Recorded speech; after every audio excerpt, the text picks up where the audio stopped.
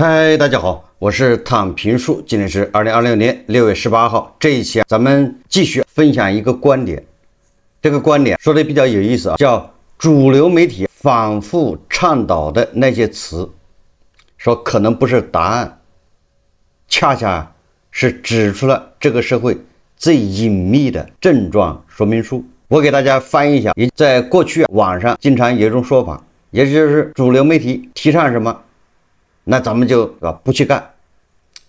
主流媒體越不提倡什麼，我們越要去幹，也就是這個主流媒體反着操作，別墅靠大海，就這意思。那今天我看這個文章，他說的還比較理性，就稍微比較克制，不是那麼極端。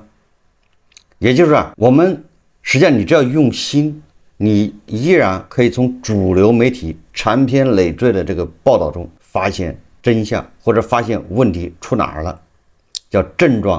所以我們今天一起來看一看他說的有沒有道理。文章一開始就說了，他說有一句話還是很有道理的，就說一個社會越反覆倡導什麼，就越說明它在什麼地方不穩。但是這也不是說讓大家去全盤否定媒體的導向，而是提醒大家要去思考，這為什麼這個概念或者這個事情會反复不斷的被媒体提出来，號召提倡，或者是反對不提倡。我們不能把媒體的宣傳當成一個表面的描述，也就你不能光看字面意思，而是要把它當成一個社会想要解決某個問題的一個信號，它是傳達一個信號，這個信號或許跟字面意思還不太一樣，甚至是反的。也就是說，主流媒体它更多的是在修補現實，其實他們是在告訴我們，這個社會希望自己被理解成什麼樣子。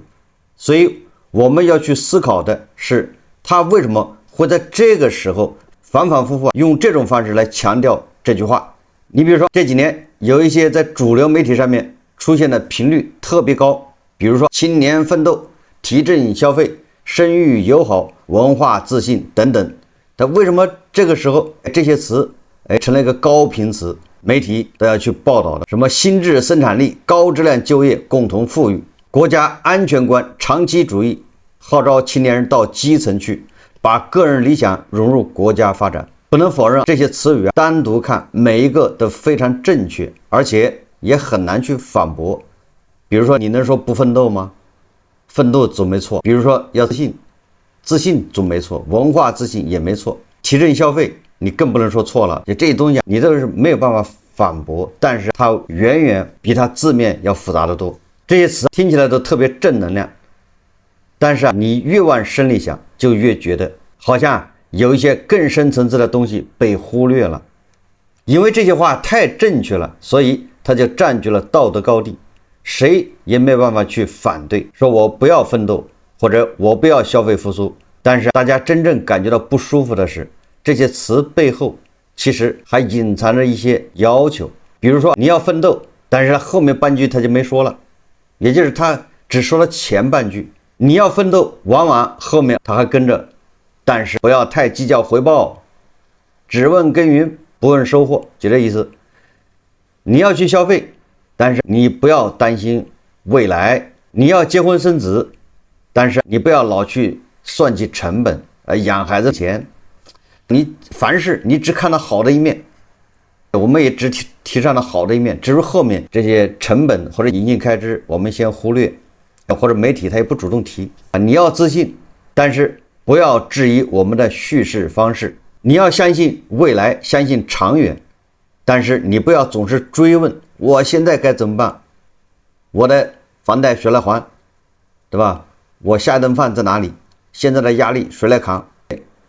在主流媒體宣傳的時候他把這些就隱藏了，或者刻意遺忘。主流媒體在塑造社會價值的時候他一般會用什麼樣的一個典型方式呢？而這些方式又會帶來一些什麼樣的問題？最常見的其實並不是說我們的主流媒體在撒謊，他沒有撒謊，也就是他就選擇性的敘述，說一些不說一些，選擇性的照亮一些東西。就像我們面前一片黑暗，這個時候主流媒体它就像一柱燈光，它照到哪兒我們就看到哪兒了，但是它其他地方不照。那他照了好的一面，那我們看的就是好的一面。但是那些黑漆蒙的一大片，我們也不知道是深淵還是懸崖，還是其他的更美好的景象，反正都看不見。媒体的光照到哪兒，我們就看到哪兒。比如說提倡年輕人到基層去，有多麼的理想，多麼的熱血，但是媒體他很少說基層是不是真的有尊重專業能力的機制，或者說年輕人在那裡到底是在成長還是在被消耗。他只是提倡你去，所以说他会出很多報道，什麼清华北大研究生畢業回家種南瓜，月入200万，什麼清華北大畢業回家養豬，對吧？一年收入400萬等等，忽略所謂的鍛鍊會不會只是低效率或人情世故的一個美化。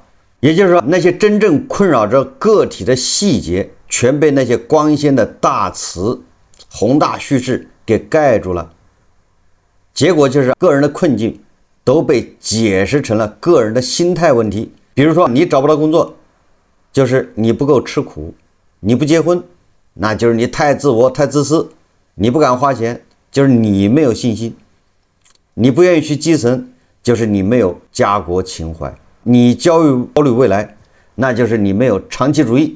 這些其實都是把社會的結構性的壓力轉化成了一種心理調節的問題。這種說一半藏一半的主流敘事恰恰很難去反駁，而且會讓正常的討論也容易被帶偏，這就是最巧妙的地方。為什麼？因為它並不是完全錯誤。剛才已經說了，比如說人確實要奮鬥，社會確實需要有信心，國家確實需要科技創新，年輕人確實不能只看着自己的眼前小利，文化也確實需要有自己的主體性。這些東西都对，但是他只講了一半的事實。所以當有人想要去質疑的時候，就會很容易被標籤化，反對這些正確的東西。正是這樣，比如你說現在年輕人壓力很大，那他就會反問你，哪個時代的年輕人不苦？如果大家消費很保守，他就說信心比黃金還重要。但年輕人說不想生孩子，他就說家庭才是幸福的源泉。你說基層沒什麼機會，他就說廣闊天地大有可為。你說工作沒有成長，他就是說你不要眼高手低。也就是每次都是這樣，他把討論的焦點從現實的條件轉移到了一種道德的要求上面，也就是他模糊了具體的現實中的困難，把它上升到一個道德高地。這樣討論，你真正的問題，真正的現實中的困難就被模糊掉了。好似你只要有了文化自信，有了这种心智生产力等等，你對未來充滿希望，好像你這樣，你當下的這個月的按揭貸款，你好像就能忘記。他忽略了按揭貸款6月24號就到了，銀行的短信都已經發過來了，但是這些他忽略。所以說我們現在跳出這些口號，本身從社會的層面來看，這些主流媒體反覆在強調的東西背後到底隱藏着哪些隱情和症狀也有嚴重。我們很多網友都說媒體在強調什麼，就說明這個東西在現實當中遇到了阻力。越強調有什麼，恰恰就是缺什麼，這個大家都知道是吧？很多人吹牛，窮人最喜歡吹自己有錢。一個真正的博士畢業的人，他很少說自己到處說哎我是博士，這恰恰不是博士畢業的人他才會吹。這個劉皇叔天天強調自己是皇叔，恰恰說明他跟皇叔皇室宗親可能不沾邊，越不沾邊他越要見人就說我是劉皇叔。所以我們要反過來看，當媒體老是在提倡奮鬥的時候，說明現在很多年輕人確實躺平。年輕人覺得我努力了，好像也沒有辦法得到我想要的東西，努力沒有用。媒體老是說要提振消費，就說明其實很多人正在主動的縮減自己的生活開支。所以你就發現了，提振消費已經提振了很多年了，尤其最近幾年，媒體各種文件都是提倡要刺激消費。但是刺激来刺激去，有没有发现5月份社零數據是負的了？這就是全社會它一種不約而同的一種叫逆向操作。你越刺激消費，大家越勒緊褲腰帶，已經形成了一個條件反射。這些媒體倡導並不是平白無故出現的，它一定是在回應一個很具體的社會現象，是比如包括反覆在提的生育友好，說明養孩子的壓力已經大到很多家庭都覺得難以承受了。反覆在提文化自信，說明大家對於自己的身份認同還是沒有那麼的篤定，需要不斷的去鞏固。還有高質量就業被反覆提出來，說明大家關注的已經不是有沒有工作，而是工作到底好不好。比如說新质生產力成為一個熱詞，說明原有的增長方式已經很難持續。國家安全被反覆提出来，說明外部環境的競爭和內部的各種風險都在上升。所以說主流媒體其實就是社會的晴雨表，它會告訴你現在這個社會最關注的、最想解決的問題是什麼。這幾年中國的主流媒體一直在做的事情，就是引導大家把那些沒有辦法掌控的外部環境理解成一種自己主動要去承擔的使命。比如就業很動盪，那就強調奮鬥；收入很不穩定，那就強調信心；發展方向不清晰，那就強調要勇於創新、新質生產力。這些宣傳的背後都是在給大家一個理由，讓大家在這種變動的時代依然能夠找到自己的價值感。婚戀和生育越來越自主，實際上就是在強調家庭的責任。國際上面的壓力越來越大，那就強調國家安全。文化上面的歸屬不明確，那就強調要堅定文化自信。階層流動放緩，那就鼓勵年輕人去基層，去堅持長期主義。也就是說，這種核心就是要把所有的未知都轉化為一種值得你去投入的意義。但是一個社會不能只靠意義系統活着，也就是說，你光給大家畫餅，意義確實很重要。因為如果大家只看眼前的利益，这個社會根本運轉不起來。但是意義也沒有辦法永遠替代實際的回報，誰也沒有辦法靠理想活着。時間長了，現實問題不解決，誰都撐不下去。一開始大家聽到這些振奮人心的話都會很激動，慢慢的就會變得沉默。如果一直沒有改變，最後大家就會變成傳語主義。也就是說，我再也不相信這些東西了，也所有人都會得出這麼個結論，因為我一次次的努力配合主流媒體，最後發現那些漂亮的承諾沒有一個能落到我的頭上。但是我們在面對主流媒體宣傳的時候，無論是全盤接受還是一味的懷疑，那其實都是不太成熟的。這個我想大家都明白，這叫二極管，就是全盤否定、照單全收，這都是二極管。二極管實際上是更有害，是吧？我們舉個例子，主流媒體說大便不能吃，那你一味的懷疑，那你就得去吃，這不就麻煩了嗎？但是這裡面懷疑還不算最差的，最糟糕的一種就是什麼都信，叫照單全收，把媒体說的每一句話都當成你人生的指南。他說什麼行業有前途，你就立刻殺進去。他說年輕人要奮鬥，你就拼到死都覺得自己是不夠努力，完全把社會的這個宏大敘事當成了自己的行動綱領。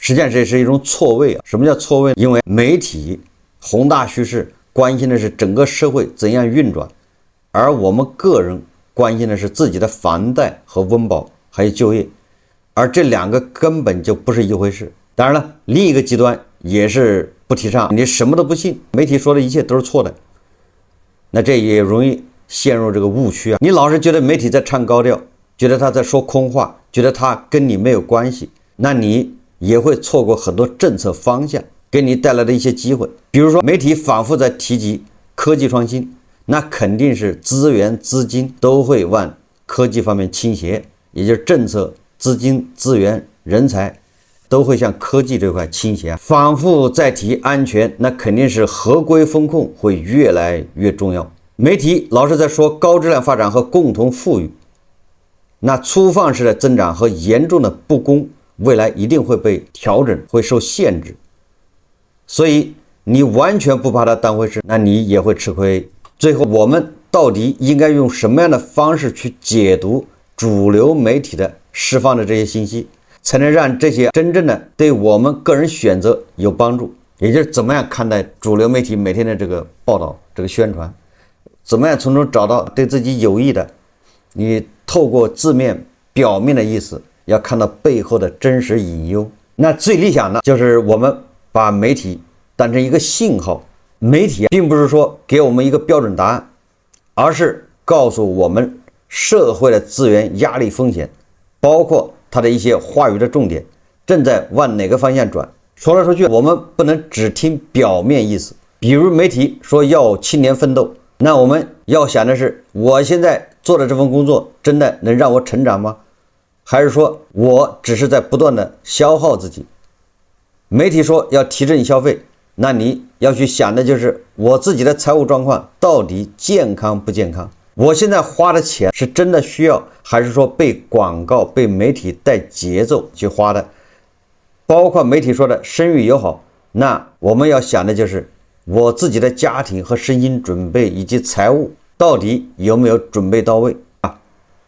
也就是把你要媒体说的上半部，你一定要自动联想下半部，把下半部联想出来之後，你還去分析，這是一種条件反射。你要懂得把媒體的這些大的口號、正能量的詞、宏大敘事翻譯成跟你生活直接相關的問題，你才能從裡面得到一些有用的東西。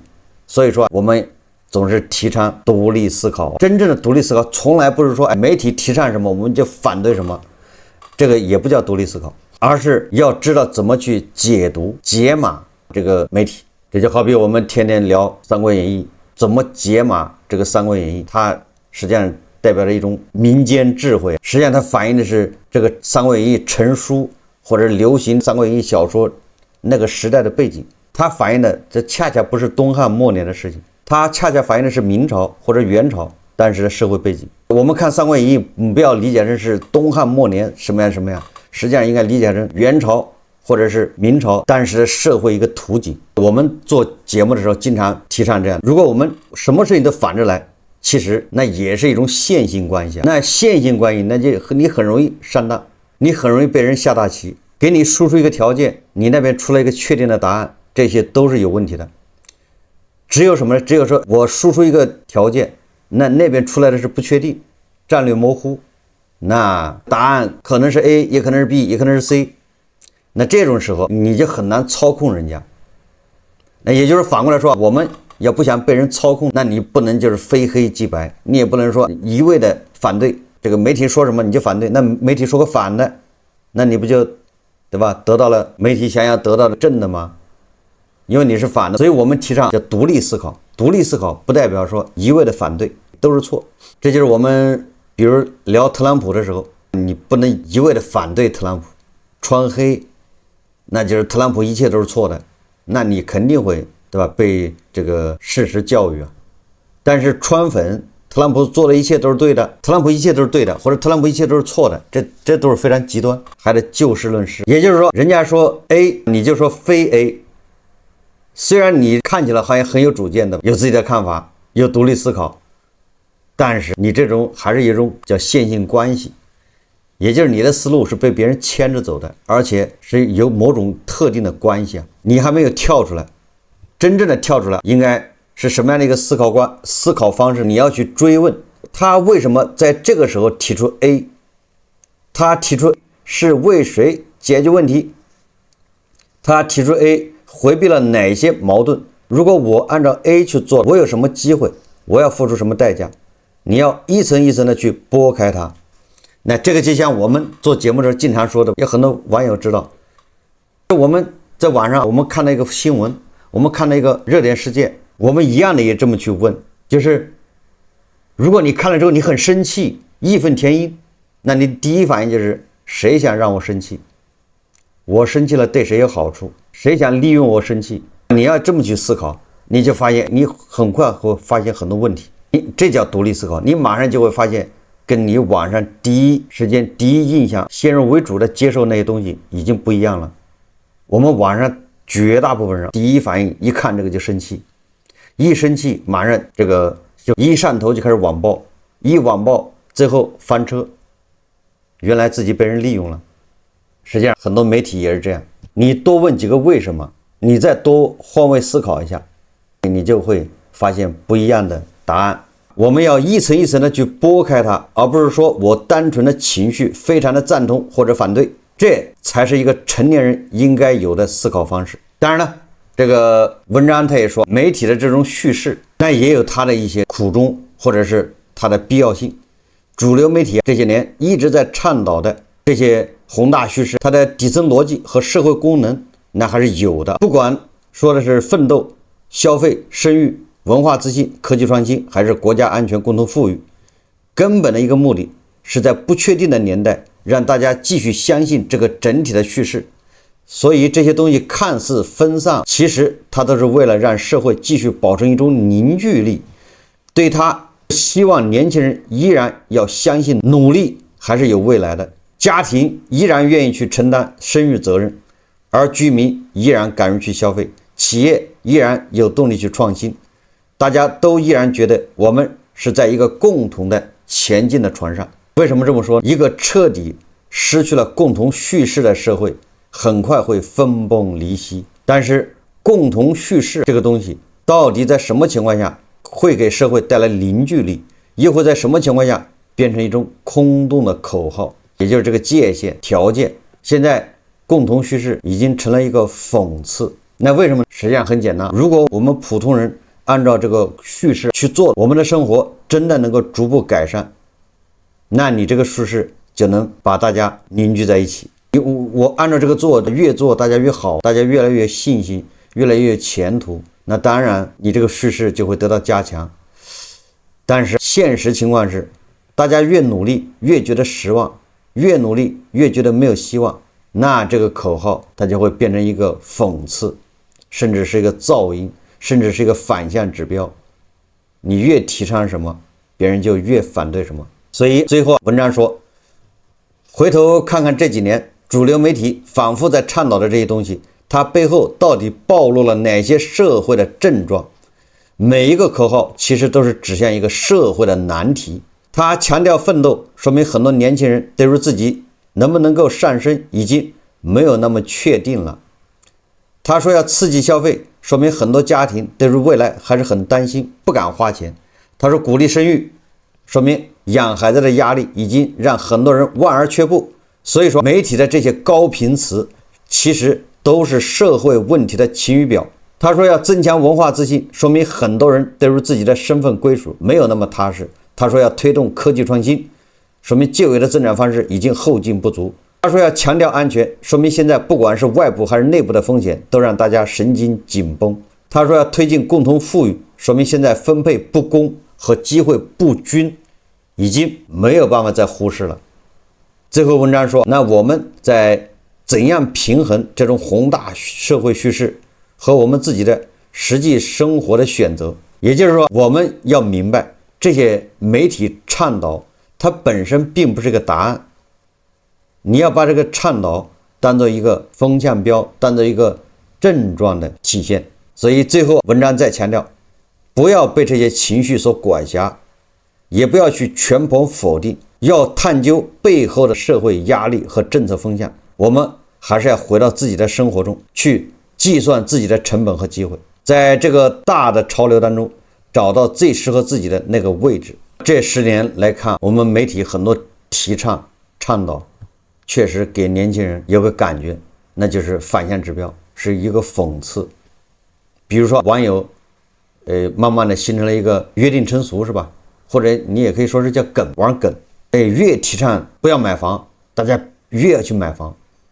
有沒有发現，不僅提倡你不要買，而且這個給你各種限制，一個人只能買一套。那為了買房，你越限制越不讓人買，人家越要買，所以人家就離婚，為了獲得各方指標去買房。你提高利率，你提高首付，你越這樣，人家越要買。也就是你越不提倡大家買房，人家越要去買。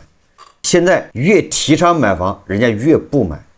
你看完全是反着来的。现在你看又是给你降低首付，又是放開限購，又是降低利率，又是各種買房就是愛國，對不對？不允許別人說房地產不好，說房子要降價，總之讓你去買，但是大家卻不買，這不就是反着來嗎？你比如說股市也一樣，紅綠市場天天說這個市場慢牛，這個市場多好，天天說存款搬家，希望大家去參與這個紅綠市場。但是恰恰你看現在非常冷靜，因為很多人他已經開始條件反射，你提倡什麼我就不去做什麼。恰恰你看外村的市场好，賭場好，你不提倡大家去，大家偏想盡辦法打破腦袋的繞過監管，想辦法把錢弄出去，去參與外村的這種紅綠市場。我在很多節目都說了，那最近這10年，很多年輕人他已經受到了社会的教育。教育什么教育？就是越努力他越吃虧，他越慘。那這是完全的一個負反饋。那在這種情況下，你再怎麼宣傳沒有用，你再怎麼刺激只會得到反作用，相反的效果。越來越多的人極致冷靜。為什麼會出現越努力越吃虧的呢？這就是我說的，很多80後90後本來都是村裡的希望，都是村裡面的骄傲，在同學裡面，高中初中同學裡面都是佼佼者。他10幾年寒窗苦，杭州考到上海，省吃儉用，勒緊褲腰帶，是吧？在那兒工作996加班，頭髮都乾禿了，湊了首付去買了一套房，非常努力。現在房價下跌，結果他又失業了。你到35歲40歲他還能不失業嗎？哪個地方要他？一失業，房子也套到高位，整個前半生白忙，還成為一個負債。那就是把房子給法院拍賣了，還他銀行的按揭還不起来，整個的白忙。這種案例特別多啊，網上到處都貼着這免費把房子送出去，你只要答應替他還按揭貸款，他把房子免費送給你。那你說他在那房子上面已經花了多少錢了？整個打了水漂，就這樣房子也送不出去，沒人要啊，因為房子是負資產。那這樣的人，你說不是越努力越吃虧嗎？但是他的初中同學，他以前那些學渣同學，學習不咋地，就在縣城或者跑到哪兒打工，流水線上擰螺絲，他也沒有買房的希望，他沒錢，夠不着那房子，所以他也沒買房。恰恰這樣的人，現在他沒有負債，他活得很滋潤，2個饅頭一包榨菜，你拿他怎麼着？悠哉。所以你看這個社會，它是個負反饋，你越努力越去，對吧？爭取，最後竹籃打水一場空，而且還負債累累。他賴誰？他什麼地方做錯了呢？他無非就是生錯了年代。哎，這些80後90後正好到2020年，他年齡到了。他要結婚呢，他結婚生孩子，他就需要買房，他是年齡到了，他趕到那份上，不是去炒房。這些人恰恰他不是炒房，他就是因為年齡到了，我要買套房，那就買在了那些高點。實際上2015年以後買房呢，大部分都被套住了，只不過是套的深淺，只不過是他的收入狀況。如果他還沒有失業，那他影響還不大，一旦失業了，套的深的那就是破產。所以我在節目裡面反復的提倡，也建議政府對這種人應該予以叫紓困，叫關懷。也就是那種他手上只有一套房的，人家就是失業了，他不是炒房，他年齡到了，人家買一套房要結婚要生孩子，要孩子要上學，就那麼一套房，但是他又失業，房子要被法院沒收，要拍賣。對這些人想辦法要紓困，因為他點兒背，我們說俗話，他年齡到了。你也可以說他認知低，為什麼這個時候還買房呢？為什麼2020年、2021年還買房，甚至有人2024年還買房？你看看。但是話說回來，這些2024年、25年買房的，那不都是響應政府號召嗎？你政府提倡的，对不對？媒體忽悠的，對不对？說小陽春，你忽悠人家去買了之後被套，那你能不管嗎？所以我說的這一切都是剛需房，就那一套房的，只是炒房的，那你盈虧自負。所以說，对這些剛需的一套房的，他年齡到了這種，應該給予一種紓困，讓他渡過難關，幫助他。但是很遺憾，也沒看到。那這個社會，他就變成一個越努力越吃虧，反而那種躺平的，是吧？我就掙3000一個月，我就饅頭加榨菜，我也不負債，他過得更滋潤，沒有什麼壓力。哪怕下個月失業了，他也不在乎，再找個2000的，不行送外賣。所以這樣下去，你說消費怎麼可能好得了？社零數據它只會一路下滑，擋都擋不住。我們又回到這篇文章的主旨，也就是這篇文章說來說去，實際上提煉一下，我們要學會獨立思考，我們要多去讀這些主流媒體，讀這個主流媒體並不是讓你去怎麼樣，你只是要通過這主流媒體老是傳達的高頻詞啊，你通過這個你要知道社會發生什麼了。我們都是看一樣的報紙，我們從小讀的課本是一樣的，我們的教育也一模一樣，我們長大以後畢業以後看的報紙也一樣，看的媒體也一樣，看的新聞联播也一樣。為什麼我們的每個人千差萬別？實際上这個節目就是告訴我們，我們要透過表面表象去看本質，我們要通過那些高頻詞看媒體提倡的這些，我們要看明白背後它揭示了什麼東西。当一束光照在黑暗的這個曠野中，你看到那個光照的地方，你要聯想到黑暗的地方是什麼樣子，而不能光看光照的那個地方。所以我們雖然看的是一份媒體，同樣的宣傳，但是我們得到的答案為什麼千差萬別？那就在這兒，我們的思想，我們的價值觀會發生變化，人跟人之間就這麼不同，那都是因為獨立思考這種方式。我們不能非黑即白，我們不能全盤否定，也不能照单全收。好，今天咱們就聊到這裡，感謝大家收看。如果喜歡我的節目，歡迎訂閱轉發，也可以在下方留言評論，謝謝大家。